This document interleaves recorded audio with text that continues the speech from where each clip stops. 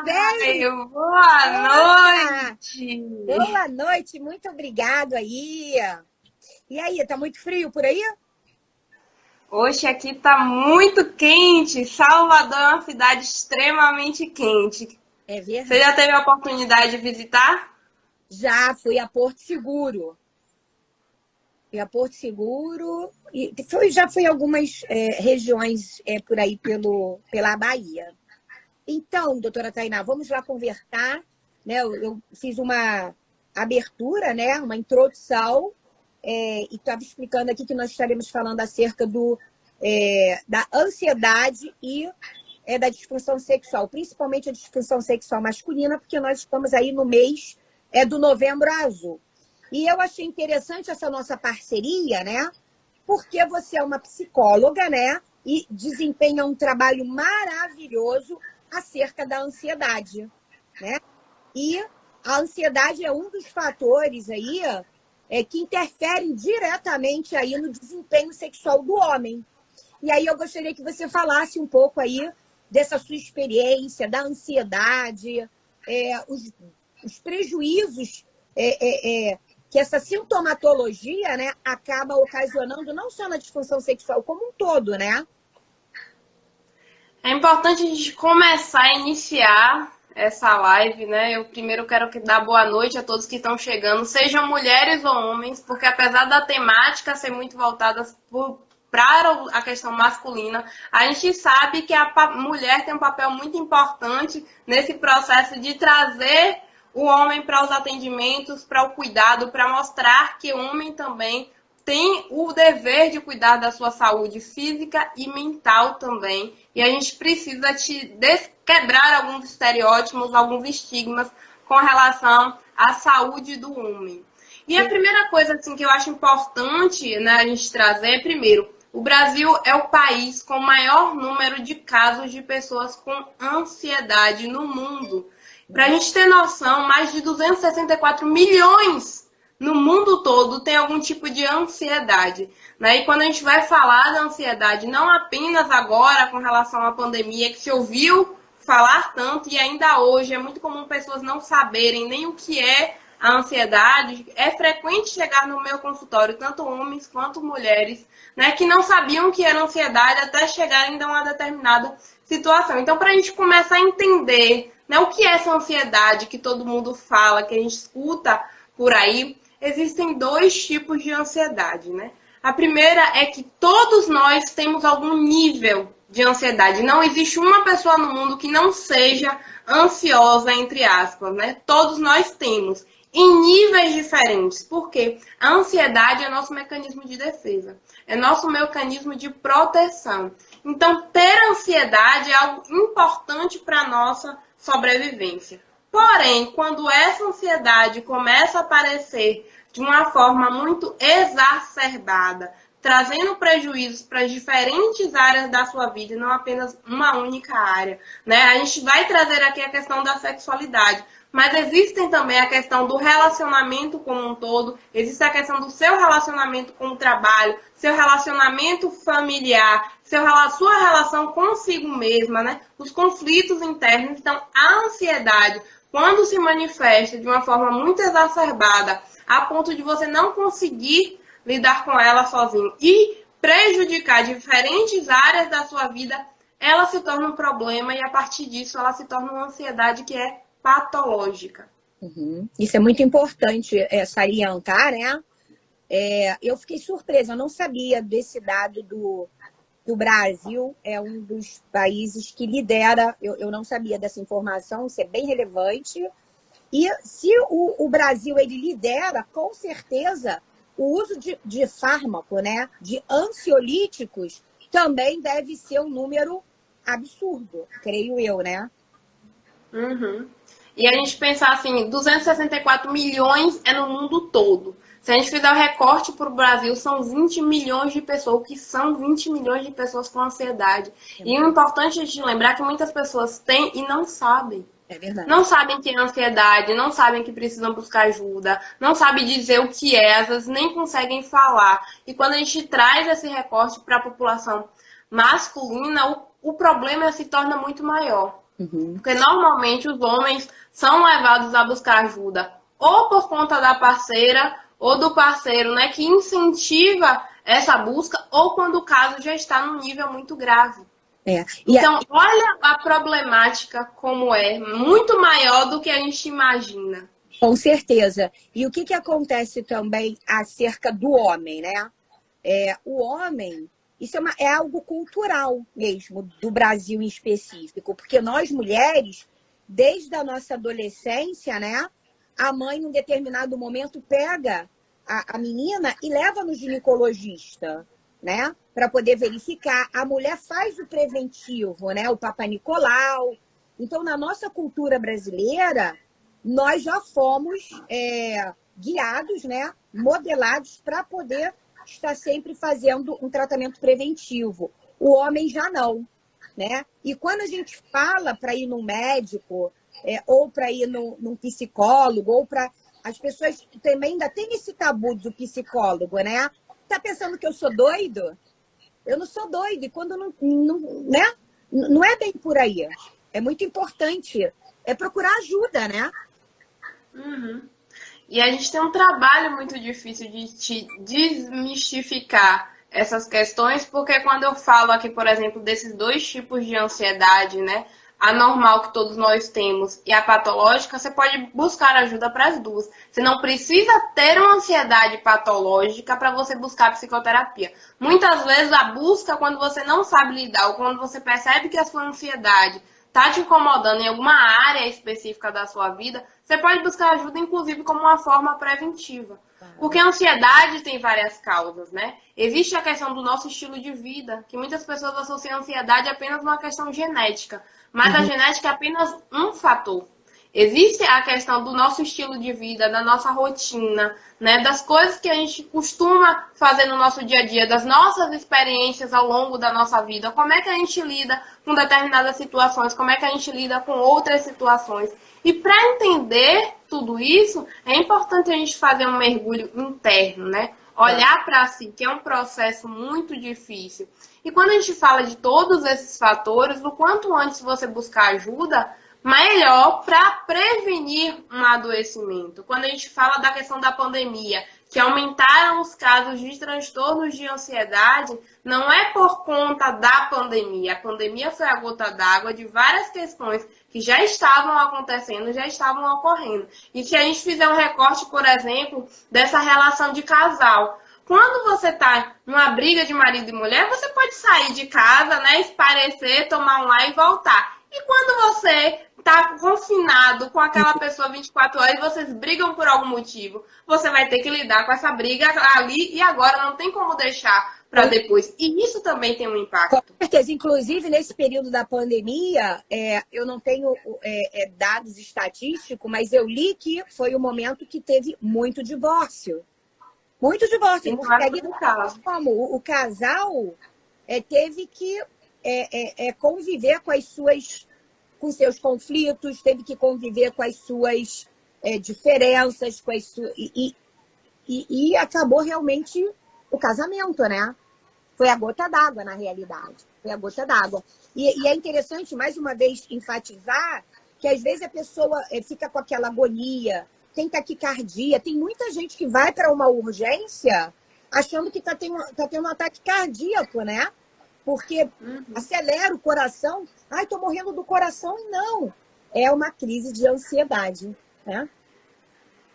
Tem muitas pessoas que só descobrem o que é ansiedade quando chegam na emergência e descobrem que não é um ataque cardíaco e que é uma ansiedade. E as pessoas têm dúvidas. E aí eu faço o quê? Isso. E agora, como é que eu lido com isso? Então, é algo passageiro, é algo da minha cabeça, é algo que as pessoas escutam muito. Porque a gente tem muita informação divulgada por aí, principalmente depois da pandemia, informação sobre adoecimento, informação sobre índices de ansiedade, informação de ansiedade circularam pela internet o tempo todo.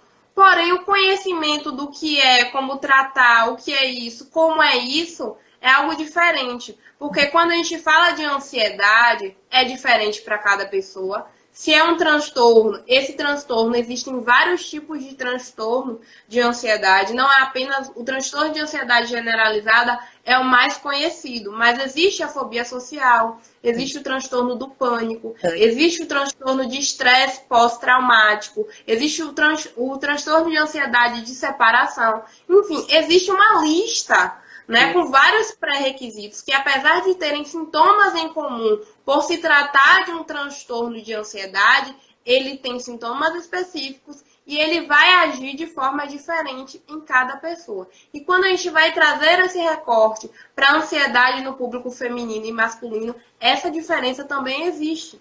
Então, muitas vezes, quando você pesquisa na internet, você acha as coisas, você nem se encaixa em todos os sintomas, você fala, ah, mas eu não tenho isso não, porque não cumpro todos os pré-requisitos. Mas aí é que está o diferencial de você ter o conhecimento. É entender que, se aquilo te chamou a atenção de alguma forma, se você tem dúvida, se aquilo ali te fez pensar na possibilidade de, é um motivo para você buscar uma ajuda, uma orientação. Não necessariamente se você não quer começar uma psicoterapia, mas é importante buscar o profissional psicólogo para uma orientação, uma consulta de orientação, até para você conseguir entender o que é que você está sentindo, se é um caso de uma psicoterapia, se é um caso de um encaminhamento para um outro departamento, uma outra área da saúde. Mas você não tem como ter essa informação apenas com pesquisas. Isso. E a gente precisa trazer esses dados. E acho interessante porque, lógico, hoje a internet, ela traz muitos assuntos, esclareceu muito, mas também tem muita gente boa e também tem muita informação que não é tão boa, né? E aí a pessoa não sabe a origem, quem é que tá, qual é o profissional, qual é a pessoa, da onde você está tirando essas informações. E foi muito bem pontuado quando cada um vai se manifestar de uma forma, né? E obrigatoriamente, não necessariamente, a pessoa tem que ter a lista de A a Z, não precisa. E cada um vai ter um direcionamento diferenciado. Cada organismo é um organismo, né? E a origem também é diferente, né? E aí você não pode tratar como psicóloga da mesma forma. Por isso que tem que efetivamente procurar um profissional qualificado para que possa melhorar, ter um tratamento e ter uma qualidade de vida, porque ninguém merece viver nesse estresse o tempo todo, né? E agora vamos... Desculpa, fala. Não, eu ia dizer, e existem muitos tabus, né? Porque voltando aqui pro tema da nossa live, dessa questão da ansiedade e das disfunções sexuais masculinas, quando a gente vai fazer esse recorte, que tipo de ansiedade é? Pode ter um transtorno envolvido? Pode. Pode não ter transtorno nenhum, mas ser uma ansiedade que é difícil o homem lidar com ela? Pode também. Porque quando a gente fala da questão masculina, vem um outro agravamento, né, que é muito comum, que é a questão da dificuldade de lidar com as emoções. Isso. E para muitas pessoas que ainda não sabem, não têm esse dado, né, quando a gente fala da disfunção erétil, por exemplo, 70% dos casos têm origem emocional. E aí, como é que a gente trata essa questão se a gente não olha para o psicológico? Isso. E isso é que eu falo até com as minhas alunas mentoradas, porque o que acontece hoje? Hoje, as pessoas pegam qualquer coisa, se você tiver uma interferência na sua vida sexual, as pessoas rotulam, tem uma disfunção sexual. E nem sempre é uma disfunção sexual, né? Nem sempre é uma disfunção sexual, porque você sabe que tem o DSM-5, que é efetivamente o manual do diagnóstico, e é isso que eu falo para as minhas alunas, e também falo que nós fisioterapeutas tratamos do corpo, né? Do músculo, do movimento, só que nós não tratamos da cabeça, nós fisioterapeutas, né? No meu caso, eu até tenho um pouquinho mais de conhecimento por causa da minha formação, mas eu também não me considero habilitada a desconstruir conceitos, porque eu não sou habilitada para isso. Mas é interessante que o fisioterapeuta ele consiga identificar que ele também precisa pegar esse paciente e encaminhar para o psicólogo. Porque nem sempre a disfunção, exatamente como você, 70% dos casos é emocional. E aí a gente tem o clássico aí, que é a ansiedade do desempenho sexual. E aí o homem, você também né? Depois fala mais um pouco aí, ele fica tão ansioso que ele acaba tendo uma ejaculação precoce pelo fato dele não controlar, e essa ejaculação precoce acaba evoluindo por uma disfunção erétil, que é a chamada impotência, que hoje em dia já não fala mais dessa forma. E é interessante saber isso, porque eu falo para as minhas alunas, não adianta, a fisioterapia não vai fazer milagre nesses aspectos, né? Até aqui é o físio, daqui para cá é o psicólogo, não tem jeito. E quando a gente pensa na saúde do paciente como um todo, isso vale para todos os profissionais da área da saúde, é importante essa comunicação, esse diálogo. Porque a gente está sempre trocando. Eu sou muito adepta a essa informação. Eu gosto de conversar com um psiquiatra, com um nutricionista. Por quê? Porque quando a gente fala de saúde mental, não é apenas da cabeça para cima, é o corpo todo. Não tem como eu atender um paciente que tem algum distúrbio, que tem alguma ansiedade, que tem algum problema e não levar em consideração questões corporais e outras dificuldades, que a ansiedade se manifesta no corpo também. E isso não pode ser negligenciado. Então, a gente olha o fator como um todo. E quando a gente fala da ansiedade, né, de um modo geral, ela pode atuar de duas formas. Ela pode atuar tanto na parte comportamental, né, e quando a gente fala do homem, a gente pensa na questão da agressividade, da tensão e muitas vezes da compulsão. Isso também pode acontecer. Por exemplo, uma pessoa ficar viciada em sexo ou fazer sexo com muita frequência como uma forma de alívio para buscar esse prazer imediato. E isso também é uma forma de fuga, de não lidar com aquelas questões. Quando uma pessoa faz isso de uma forma muito excessiva, não é algo natural e não é algo prazeroso, porque existe uma fuga, uma dificuldade que ele não está encontrando, não está enfrentando e está usando como uma cápsula de escape. E isso é muito comum e as pessoas não falam disso, porque também existe um grande tabu com relação a essa área sexual. Então, a gente fala das dificuldades quando a gente fala das questões do outro impacto, né? Que é as questões fisiológicas, que é justamente a ejaculação precoce e a questão da disfunção erétil. Agora, quando... Cachorro latindo, é assim, ao vivo, mas vamos lá. Na realidade, você até tentou que realmente tem gente que tem essa compulsão do ato sexual.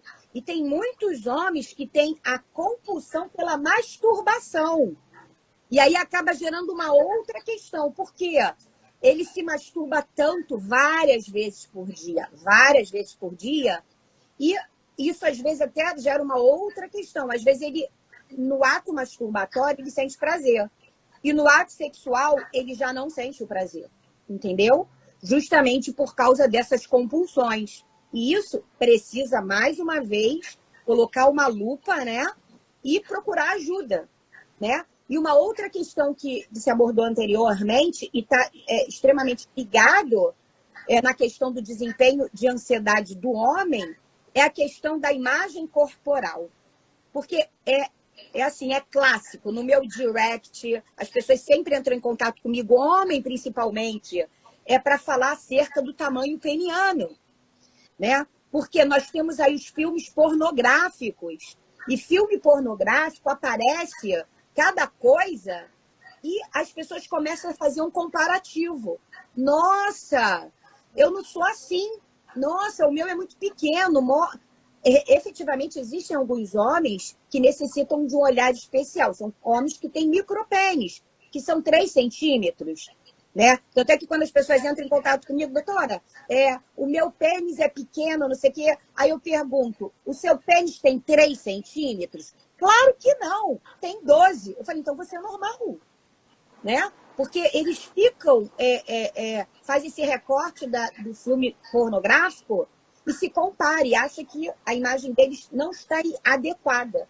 O que não está adequado é o filme pornográfico. A gente tem que lembrar que o filme pornográfico tem edição, né? Tem edição, tem muita coisa ali. Efetivamente, existem alguns homens que têm um pênis maior? Tem. Mas isso é uma das questões que mexe muito na imagem corporal e contribui de forma maciça para a ansiedade de desempenho. A questão da imagem corporal.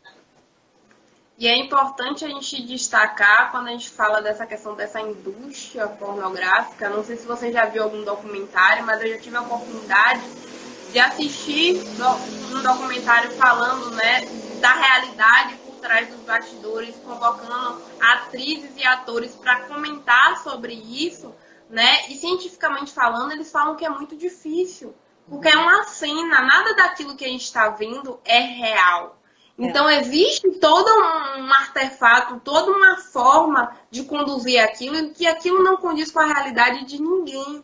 E aí vem a questão, quando você fala dessa questão do desempenho, né, de se espelhar, não só pela questão da performance que é feita de uma forma muito mirabolante, como se aquilo fosse a realidade que todos precisamos viver sempre, mas também do estereótipo do que é ser homem, né? Que sempre é um homem malhado, sempre é um homem musculoso, sempre é um homem forte, e que a gente sabe que, na realidade, nem todos os homens são assim. Isso. Então, aquele homem, por exemplo, que é uma pessoa mais tímida, aquele homem que não tem muita massa muscular, ele vai ter mais dificuldade, ele vai se cobrar mais. E quando a gente fala na ansiedade dessa forma, a gente pensa o que é que se passa na cabeça daquele homem naquele momento. Primeiro que a ansiedade gera um medo. E que medo é esse? O medo de falhar, o medo de não dar conta, o medo de não conseguir dar prazer à parceira ou parceiro, né? O medo do julgamento, né? Da humilhação, que a depender de como seja a sua relação com aquela outra pessoa, existe também esse medo desse julgamento, né? Independente de quanto tempo estão juntos, se estão se conhecendo agora, existe um olhar diferenciado daquela outra pessoa para aquele homem. Então, tudo isso naquele momento gera uma grande ansiedade. E tudo isso contribui para uma ejaculação precoce, que pode virar uma disfunção erétil, porque naquele momento, aquele homem dificilmente ele vai falar. Os homens não têm esse hábito de verbalizar, independente de como seja esse relacionamento, muitas vezes relacionamentos longos, o homem ainda se sente muito preso, muito difícil para ele não aceita esse não conseguir ter o desempenho que se é esperado, né, pela maioria, porque existe uma imposição. Inclusive, isso a gente escuta, é clássico. Após um ato sexual, o homem tem uma insegurança que sempre ele pergunta: foi bom para você? Foi legal? Você gostou? Ele precisa, ele pode ver a mulher ali, né, no auge, porque é só você ter o feeling, o corpo fala, né? Mas ele precisa da verbalização. A insegurança dele é tão absurda que ele precisa da verbalização. E aí, gostou? Foi bom para você? Né? Ele precisa ouvir para se tornar mais seguro. Né? E aí, quando a gente vai trazer a questão, por exemplo, dessas experiências que esses homens tiveram, isso também é um ponto importante, né? A experiência que eles têm no âmbito familiar, né? A experiência que eles têm do que eles escutam entre a roda de amigos, né? Aquela questão da comparação de um com o outro, né? E tem a questão também dessa relação, né? De como é feito essa relação. Porque a gente ouve muito: homem não pode chorar, homem não pode expressar suas emoções, se você fizer tal coisa, você não é homem. Muita repressão, tudo isso tem um impacto. É muita repressão. E tudo isso a gente pensa que não, mas assim, não é algo que fica na hora. Mas assim, a gente vai levando o dia. Mas a gente acaba internalizando, e isso acontece de uma forma muito inconsciente. Então, quando chega a determinados momentos que a gente precisa, que ele é posto à prova de alguma forma, tudo aquilo que ele ouviu ficou armazenado de alguma forma para ele. Então, quando ele vai fazer alguma coisa, ele sempre pensa nessa questão do julgamento, o que vão achar, né? Tudo que ele ouviu fica internalizado. E isso tem um impacto na hora do ato sexual. E é bom ressaltar mais uma vez que a ansiedade é a causa mais comum que bloqueia o mecanismo de ereção. Né? E aí, a ansiedade bloqueia o mecanismo de ereção. Então, olha aí, a gente, né, volta para a disfunção sexual e a ansiedade. A disfunção sexual e a ansiedade. E uma outra coisa também que, lógico, a ansiedade, que é o tema principal, mas às vezes o homem também fica preocupado, assim, o meu pênis não funciona direito, né? E aí a gente também tem que saber se esse pênis, se ele não funciona, é porque ele tem um comprometimento, né? Ou, peraí, deixa eu me explicar melhor. A gente tem que saber, a gente tem que estabelecer se o pênis, ele não funciona, se ele está funcionando mal, porque ele realmente tem algum problema, tá? Ou se ele não funciona porque essa relação está problemática.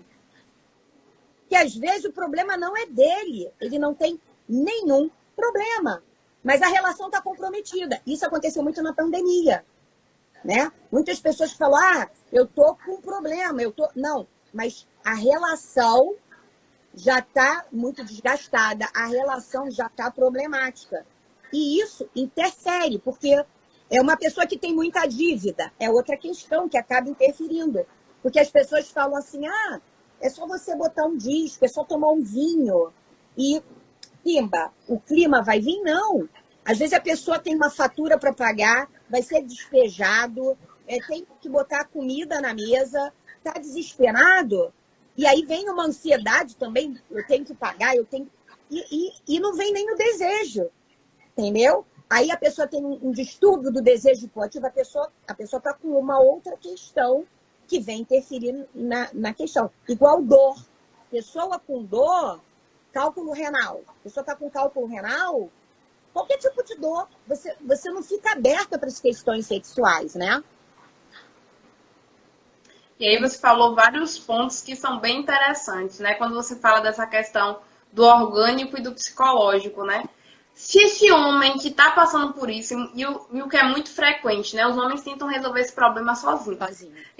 Dificilmente eles buscam ajuda. Quando eles buscam ajuda, normalmente tem uma intervenção de uma outra pessoa, que normalmente é a parceira ou o parceiro que está com ele, porque envolve a relação, a vida sexual do casal, né? E a gente precisa olhar para isso. E quando ele procura, o estágio já está muito, não é avançado, mas é complicado, né? É complicado. Mas eu levantei várias questões e continua, por favor. E aí, quando a gente vem para a questão, né? Se esse homem não busca ajuda, ele nunca vai descobrir se é uma questão orgânica para fazer um tratamento, ou se é uma questão psicológica, ou se é os dois.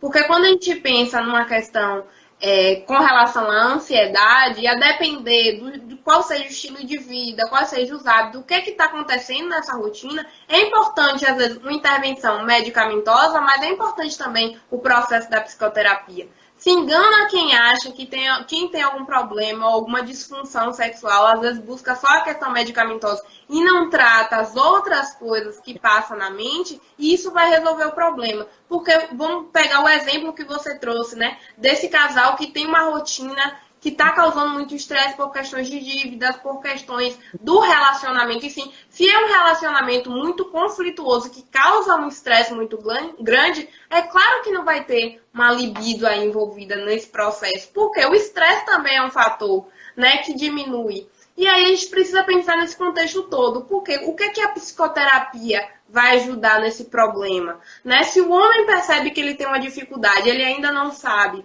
se é orgânico ou se é psicológico, ele busca ajuda nas duas áreas. Se for orgânico, ele vai fazer um tratamento. Se tiver uma questão psicológica envolvida, ele vai vir para a psicoterapia. E o que a gente vai buscar? Vai tentar entender, né, o que é essa ansiedade, se é só nessa questão sexual, como é que está essa rotina, essa vida desse casal, desse homem, né, dentro dessa rotina. Será que ele está feliz dentro desse relacionamento? E às vezes a pessoa negligencia, porque a gente faz muitas coisas automático, né, e a gente pensar na área sexual não é para ser algo automático, né, algo para ser feito por fazer, né, e isso acaba em muitos casais, principalmente de anos de casamento, acaba entrando nessa questão, e que muitas mulheres se queixam com relação a isso. E às vezes a dificuldade não está no homem em si, e está na construção dessa relação, né? E o que os dois precisam olhar para isso. E por isso a gente precisa levar em consideração essas questões emocionais também. Então, investigar, né, o que está acontecendo nessa rotina. Às vezes é necessário, muitas vezes, mudar alguns hábitos. Que às vezes o homem, quando está envolvido nessa relação, nessa vida corrida, ele não percebe o que ele precisa mudar. Então, às vezes ele está tão acelerado que essa vida corrida, esse modo de vida, esse estilo de vida está acelerado, trabalho, casa, fazer isso, fazer aquilo, tantas atividades, que isso também leva para a vida sexual, essa agitação. E às vezes tudo que ele precisa é de um tempo para desacelerar. E existem várias formas que a gente na psicoterapia pode trabalhar para ele fazer esse processo de desacelerar e ele perceber essa necessidade que ele tem de reduzir esse ritmo. Porque não vai ser tudo na sua vida que precisa ser corrido. E a gente vive muito isso, né? A gente está sempre fazendo mais e mais e querendo mais. Cobrando. E essa cobrança acaba interferindo na nossa vida de uma maneira geral. E é legal também destacar mais uma vez, né? Que aí tem aí 70% das disfunções sexuais é causa psicológica. E aí o profissional adequado é o psicólogo. 30% são as causas orgânicas. E por isso que também precisa saber, porque, por exemplo, quais são as causas orgânicas? É hormônio. Às vezes o homem está com uma testosterona baixa, né? O hormônio. Então é só fazer uma reposição do hormônio, da testosterona, que vai resolver a questão dele. Então, nesse caso em específico, como é orgânico, ele não precisa ir para o psicólogo, né? Outra questão, existe uma doença que é a doença de Peyronie, onde o pênis começa a ter uma encurvatura, ele começa a ficar torto. Às vezes é cirúrgico, né? Aí isso aí é orgânico, isso aí também não tem a ver com psicólogo. A outra questão também que tem é basicamente isso.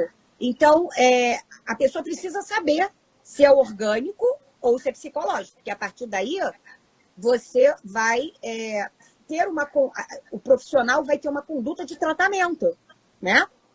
E não adianta ficar tentando porque hoje a internet tem o Dr. Google, né? CRF 17171.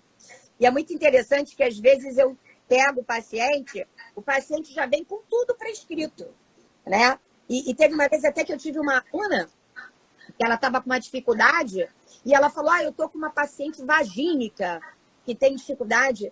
Aí eu falei, aí depois é que eu fui ver que não tem diagnóstico. O diagnóstico foi a paciente que deu o diagnóstico para ela, porque a paciente foi lá e viu que a musculatura estava assim, estava assada. Então eu tenho isso aqui, né? Então foi exatamente o que você falou anteriormente. E aí as pessoas também às vezes não procuram justamente porque eu não tenho isso, eu não tenho isso, eu não tenho isso. Então o meu caso não se encaixa na ansiedade.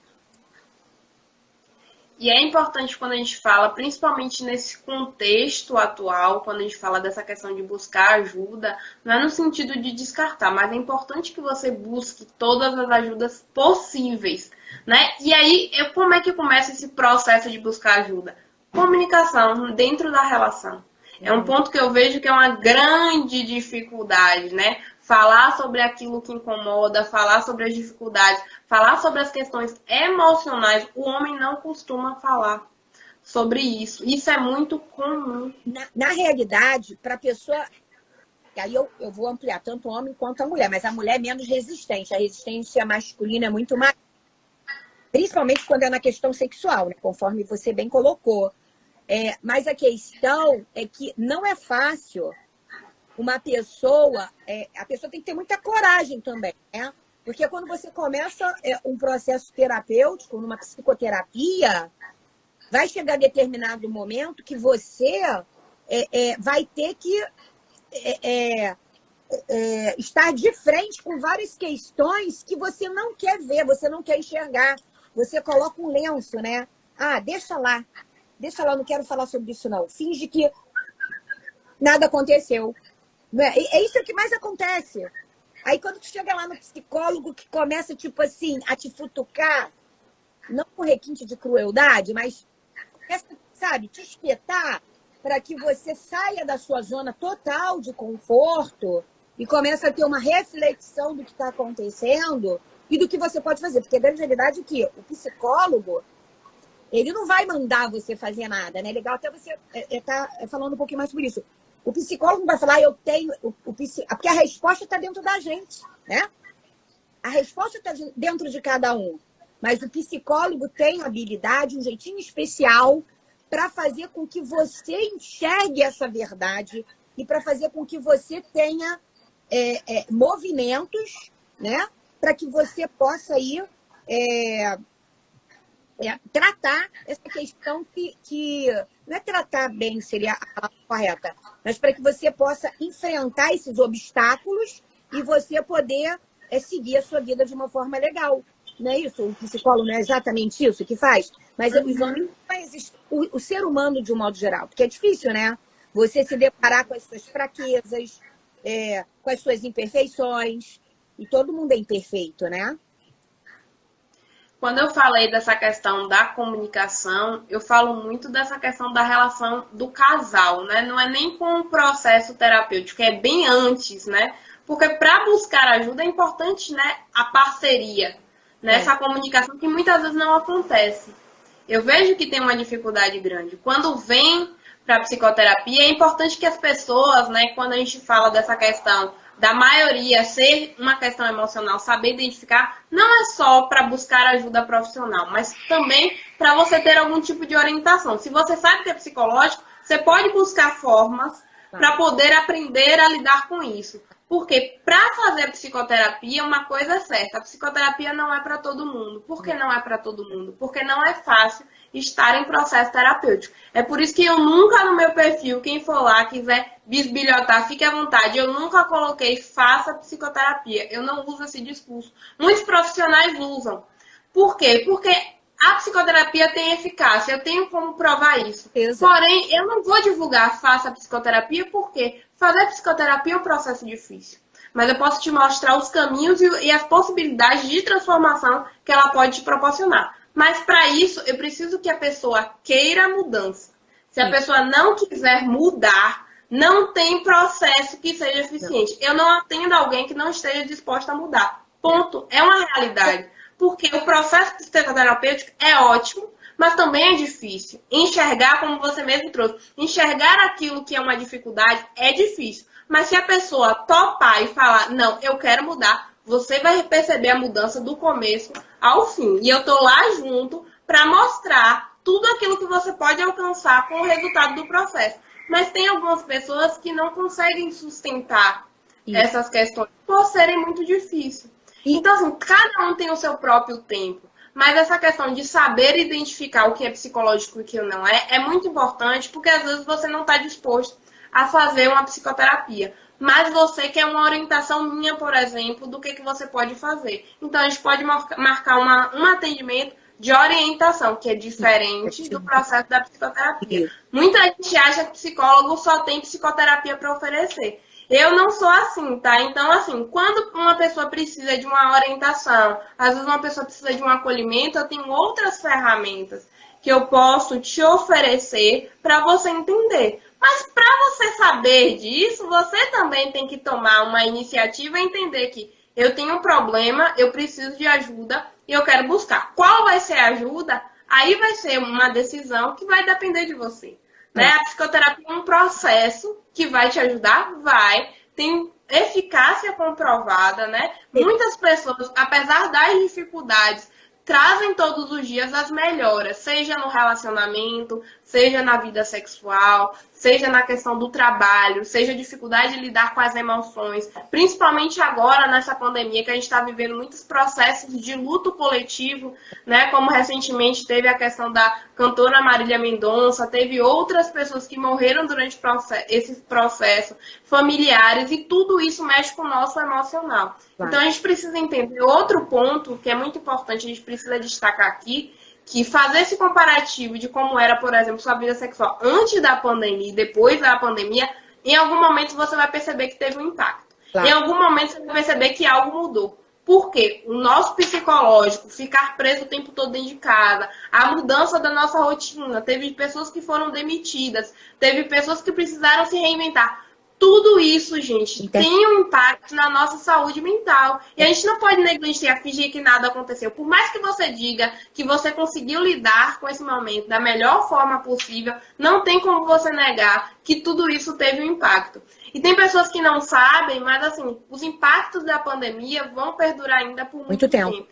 Então, quem acha que não sentiu nada, quem acha que não foi afetado, possa ser que lá na frente se perceba alguma dificuldade que não percebeu ainda. Não, então, assim, às vezes a pessoa já foi até impactada agora e acha e isso não está consciente, né? Ela já foi impactada e ela não percebe. Alguns, que ainda tem um grupo que está lá no topo do funil, né? Não sabe que tem o problema, ainda está numa fase muito inconsciente. Agora, a questão da psicoterapia, além de ser um processo transformador, né? Que vai trazer você do ponto A para o ponto B, é um processo libertador. É libertador. Porque se a pessoa está no estado de sofrimento, né? Essa transformação toda vai te libertar, né? E uma coisa que as pessoas não sabem, também tem muitos estigmas e estereótipos para isso, é porque a pessoa não vai para psicoterapia para ficar dependente da psicoterapia. A pessoa vai para psicoterapia para aprender a desenvolver ferramentas para que você consiga aprender a lidar com seus problemas sem precisar da ajuda do psicólogo. Claro. Então, assim, é todo um processo que é feito para que você não precise voltar atrás. É todo um processo que é construído porque é um processo. Porque o que você aprende, ninguém pode tirar de você. A partir do momento que você tem sua autoestima lá em cima, que você desenvolve autonomia, que você sabe o que quer, que você percebe todo o seu potencial, ninguém tira isso de você. E isso não tem nada que ninguém pode fazer. Por isso que quando a gente fala da psicoterapia, é investimento. Por quê? Você paga, mas você tem um retorno, e um retorno muito grande. Eu escuto muito isso dos meus pacientes, que eles veem o retorno e esse retorno faz parte do processo. Claro. Então, quando você passa por esse processo, você vai ver durante o período que vai ter resultados. Claro, os resultados vão depender também do seu empenho, porque é um processo dual, né? Não adianta eu querer te ajudar, não adianta eu querer fazer tudo, usar todas as ferramentas, fazer tudo para te ajudar, para você ter uma vida melhor, uma maior qualidade de vida, se você não está disposto a isso.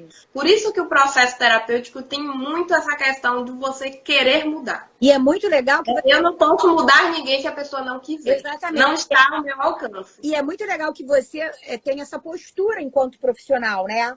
Porque senão vai, fazendo uma analogia grosseira, vai estar enxugando gelo, né? Porque você fala, qual o teu objetivo com a terapia? De que forma que você pensa que eu posso te ajudar?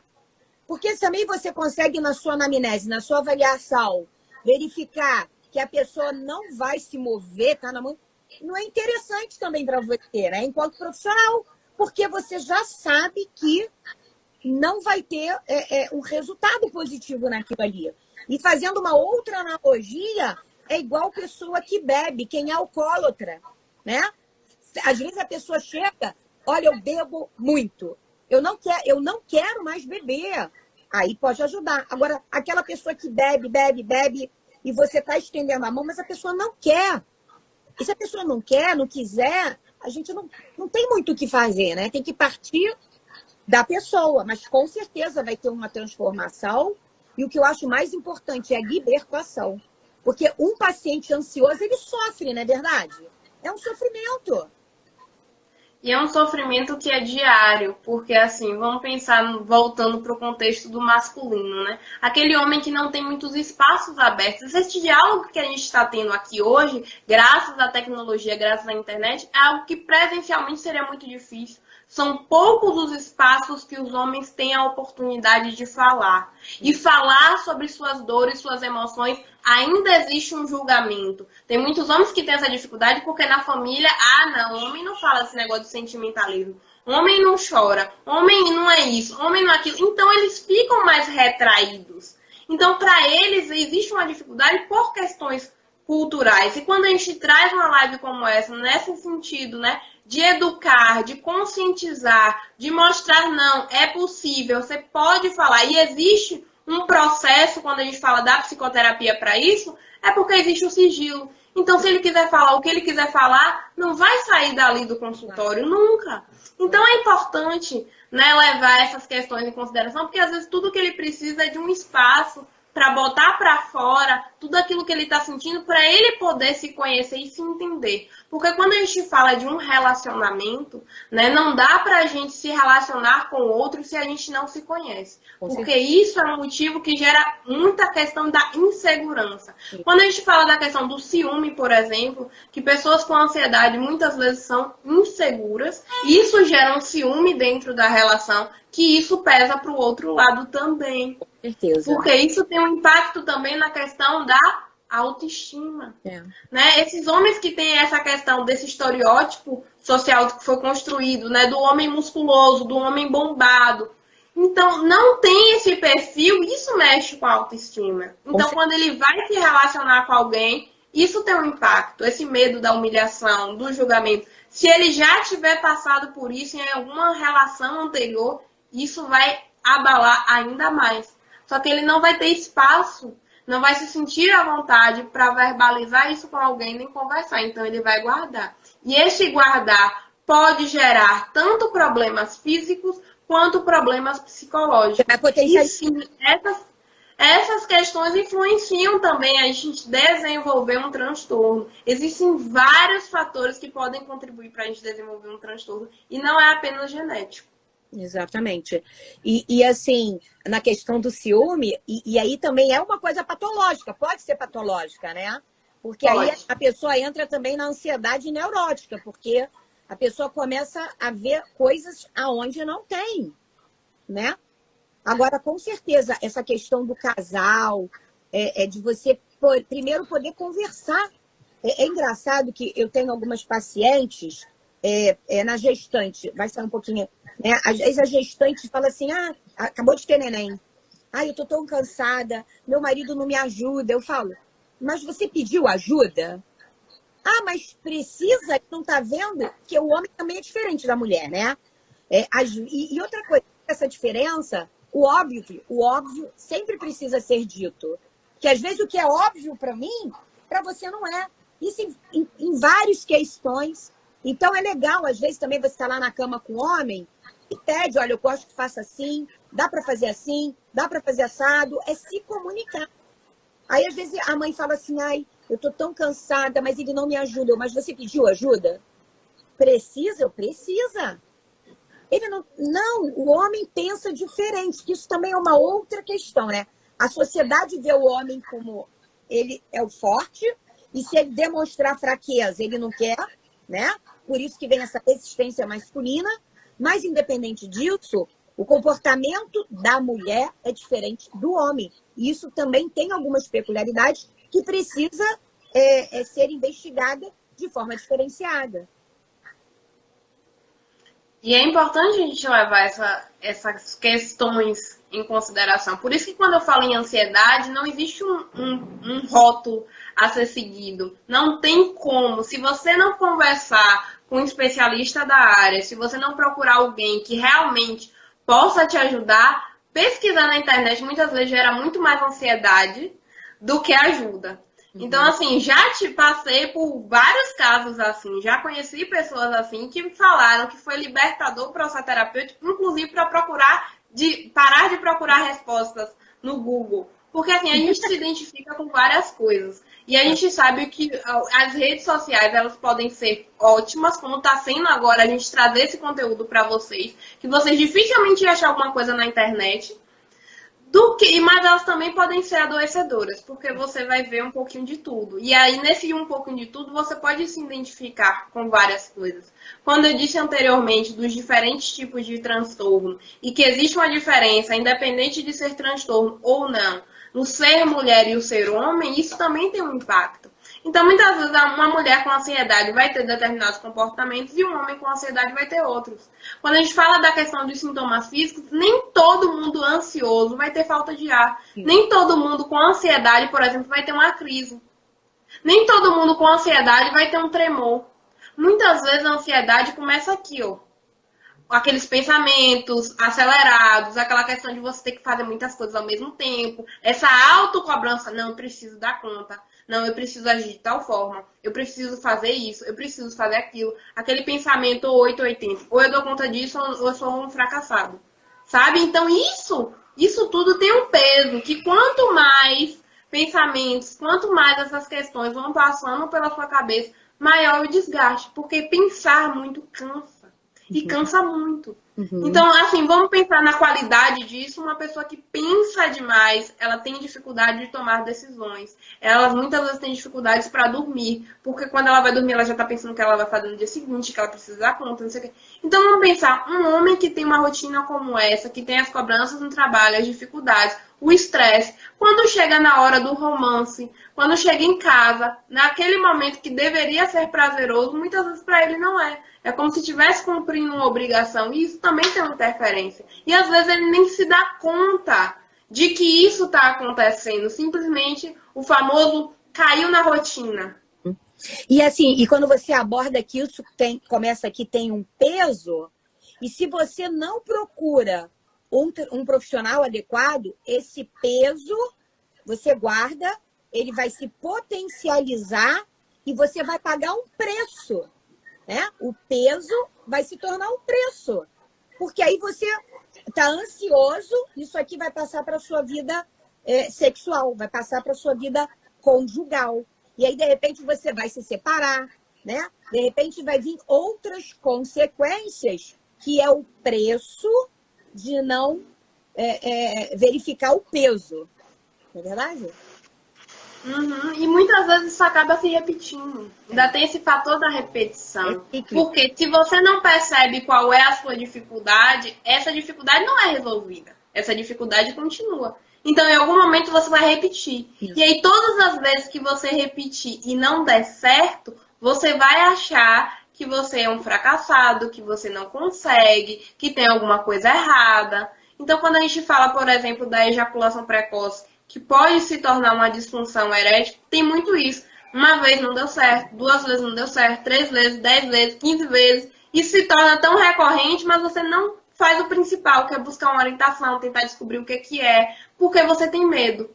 Né? Esse medo do que pode acontecer, o medo do julgamento, o medo de como as pessoas vão te ver a partir do momento que você falar.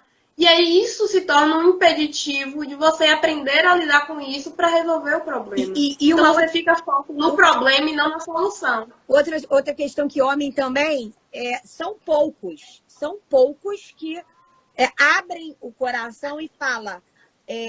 Porque muitos homens, às vezes, ele é pontual.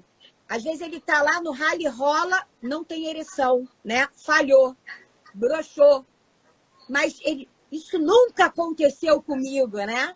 Ele já fala, isso nunca... E pode acontecer, e acontece com todos os homens. O homem que fala que isso nunca aconteceu com ele, nós temos que ter uma visão diferenciada. E as mulheres sabem que isso já aconteceu, né? Porque nós somos até mais solidárias, nós entendemos isso. Mas o homem, ele... Ai, desculpa, isso nunca aconteceu comigo, quando essa não é a realidade. E tá tudo certo. Tá tudo certo se um dia, pontualmente, broxar. De repente tá com problema com o emprego. Ai, será que eu vou mandar embora? De repente o cara não tá ali na relação naquele momento por algum outro problema, né? E é normal. E tá tudo certo. Broxar, tá tudo certo. Mas ele é incapaz... de falar, dificilmente o homem fala, já brochei 4 vezes. Isso nunca aconteceu comigo. Né? É a resistência masculina. Mas é muito interessante isso. E se as pessoas quiserem te encontrar aí, aonde que é seu consultório? Você está fazendo online também? Que agora essa pandemia também abriu aí a possibilidade, a perspectiva aí de estar fazendo um acompanhamento online, que também ajuda bastante, que de repente... no local que a pessoa mora, não tem lá o profissional adequado, qualificado ali perto, ou a distância geográfica é muito longe, acaba sendo um fator impeditivo para começar uma terapia. Hoje a gente acredita que já não tem mais esses fatores impeditivos, não é verdade? É verdade. Eu faço atendimento tanto presencial quanto online, né? Para quem não sabe, eu sou de Salvador. Então, quem for de outra cidade, a única possibilidade que nós temos é o atendimento online, que é tão eficaz quanto o presencial, que tem pessoas que têm essa questão, né? É super tranquilo, né? Eu explico direitinho, passo a passo, como é que funciona, tiro todas as dúvidas. Inclusive, quem ficou com alguma dúvida aqui na live, pode mandar direct pro meu Instagram, TaináPsi. Na bio tem o meu WhatsApp, quem quiser mandar mensagem, quem quiser saber como é que funciona o atendimento, marcar uma consulta, fiquem à vontade. Além disso, tem o meu canal no YouTube também, que se chama Psi em Pauta, que eu tô trazendo outros conteúdos também, incluindo filmes e séries, porque eu tenho a minha forma de trabalho, né? Cada psicólogo tem a sua, em uma forma leve, tranquila da gente poder trabalhar. E quem não sabe, a psicoterapia também pode ser, por mais difícil que seja o processo, esse processo também pode ser feito de forma leve. Eu também gosto de trabalhar com a partir de filmes e séries, principalmente esses atuais. Então, quem quiser dar uma fuxicada lá no meu canal do YouTube, vocês vão ver que tem muito conteúdo, né? E toda semana eu tô trazendo a live com um tema diferente, sobre uma dificuldade que vocês me pedem lá no Instagram, me mandam direct, me fazem pergunta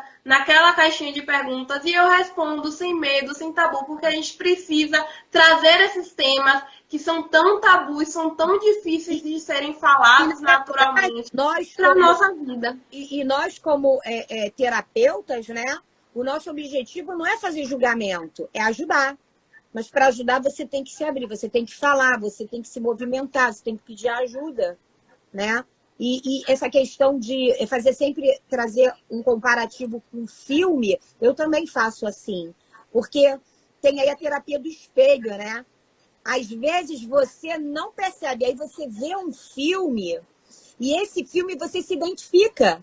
Aí você fala, nossa, não é que aquilo está acontecendo na minha vida? Isso ajuda muito, por exemplo, em abuso, violência doméstica, tiveram várias novelas. Então, isso é legal. É bem legal isso do coisa. Então, tá bom, aqui tá dizendo que tem 1 minuto e 55. Eu acho que ele vai cair, porque eu tenho limite. Muito obrigado aí pela sua disponibilidade de estar falando um pouquinho mais. Depois eu vou fazer uma live específica para falar da ejaculação, o que é. Eu quis mais que você trouxesse essa parte da ansiedade, que é uma parte que até eu sei, né? Até a página 2, 3. Mas quando a gente começa a ter que tem um processo terapêutico, eu encaminho. Né? Porque eu vou daqui para cá não é meu território. Muito obrigado aí. Seu arroba que eu esqueci? TaináPsi. Arroba TaináPsi. Isso. Gente, muito obrigada. A gente se fala. Um grande beijo. Entre em contato lá com ela, tá bom?